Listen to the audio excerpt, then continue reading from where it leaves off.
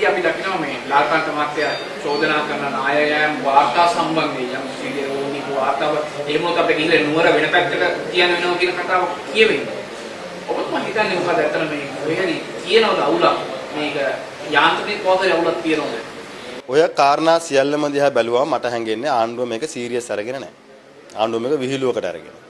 මේක තමන්ගේ දේශපාලන තර්කයකින් බිඳලා හොඳම තර්කය කරපු කෙනා ජයග්‍රහණය කරා කියන මානසිකත්වයේ ඉන්න උත්සාහ කරන්නේ. එක පැත්තකින් ඉස්කෝල පටන් ගන්න ඕනේ කියලා කියනවා.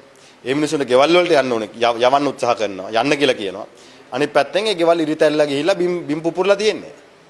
හැබැයි ආණ්ඩුව මේක විහිළුවකට ගන්නවා.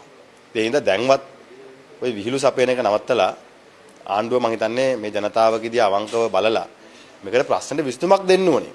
ඉතින් MBR එකේ දේ දිස්ත්‍රික්ක වල සමාජික ස්ටාෆ් එක නැත්තම් සේවකයෝ නැත්තම් අනිත් පළාත් වලින් යවන්න. යවලා කඩිනමින් ඒ බිම් වල තමන්ගේ ගම් බිම් වලට යන්න පුළුවන්ද බැරිද කියන ප්‍රශ්නෙට උත්තරයක් දෙන්න. එහෙම නැත්නම් తాවකාලික නවාතැන් වලට යවන්න. తాවකාලික නවාතැන් වලට යවලා ඒ ජනතාව එතන ඉන්නකම් විකල්ප ඉඩම් හොයන්න.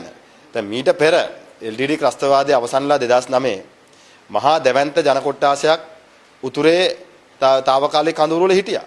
මේක ඉතාමත් කෙටි කාලයක් ඇතුළත ජනතාව නැවත ගම්බිම් වලට යවන්න පුළුවන් එදා පරිසරයක් තිබ්බා. වැඩපිළිවෙලක් ක්‍රියාත්මක වුණා. යාන්ත්‍රණයක් ක්‍රියාත්මක වුණා. සුනාමිය වෙලාවේ දැවැන්ත ජීවිත ප්‍රමාණයක් අහිමි වුණා වගේම මිනිස්සුන්ගේ දේපොළ විශාල ප්‍රමාණයක් අහිමි වුණා. ඉතින් ඉතාමත් කෙටි කාලයක් ඇතුළත ඒ ජනතාවට අලුත් තැන් දෙන අයට අලුත් තැන් දුන්නා. తాවකාලික තැන් දෙන අයට తాවකාලික දුන්නා. ව්‍යාපාර ස්ථාන පටන් ගන්න ජන ජීවිතේ සාමාන්‍ය තත්ත්වයට ගේන්න කටයුතු කරා. ඉතින් මෙවැනි ව්‍යසනයන් වලට මුහුණ දීලා අපිට ඉතිහාසයේ පුරුද්දක් තියෙනවා අපි දැකලා තියෙනවා. ඉතින් ආණ්ඩුව ඒවෙන් ඉගෙන ගන්න ඕනේ. ඒවට වෛර කළා මේ 76 අවුරුදු සාපේින්ද අපිට ඕවා අදාළ වෙන්නේ නැහැ කියන මානසිකත්වයෙන් නැතුව මේ ප්‍රශ්නයක් ඇහුවම මිනිහෙක් ඇවිල්ලා මිනිස්සෙක් ඇවිල්ලා අසරණ වුණාම තමන්ගේ දුක කිව්වම ඒක විහිළුවට ගන්න නැතුව මේ කාරණේට විසඳුමක් දෙන්න කටයුතු කරන්න ඕනේ. ඉතින්